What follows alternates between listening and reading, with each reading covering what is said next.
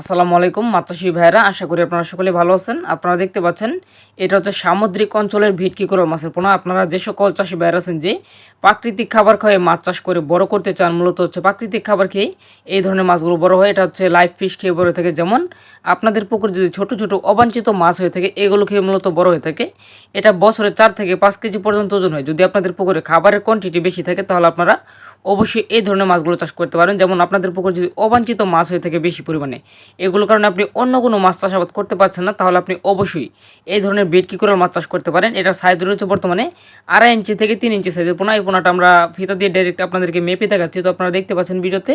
তো আপনারা যারা অরিজিনাল ভেটকি কোরাল মাছের পোনা সংগ্রহ করতে চান চাষাবাদ করার জন্য, তারা কিন্তু এই মুহূর্তে আমাদের সঙ্গে যোগাযোগ করে ঠিক এরকম সাইজের পোনাগুলো অর্ডার করতে পারেন। এটা আমরা ময়মনসিংহ জেলা থেকে সারা বাংলাদেশে ডেলিভারি দিয়ে থাকি। যে সকল চাষি ভাইদের অরিজিনাল ভেটকি কোরাল মাছের পোনা প্রয়োজন, তারা কিন্তু অবশ্যই যোগাযোগ করে নিতে পারেন।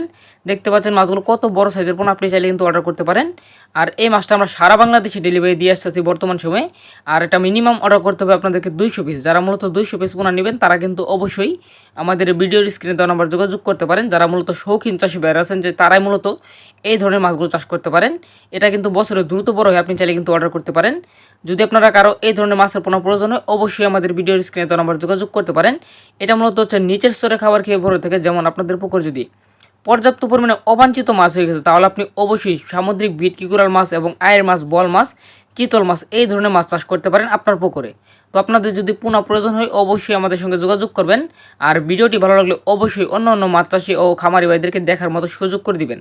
তো সকলে ভালো থাকুন, সুস্থ থাকুন, ধন্যবাদ।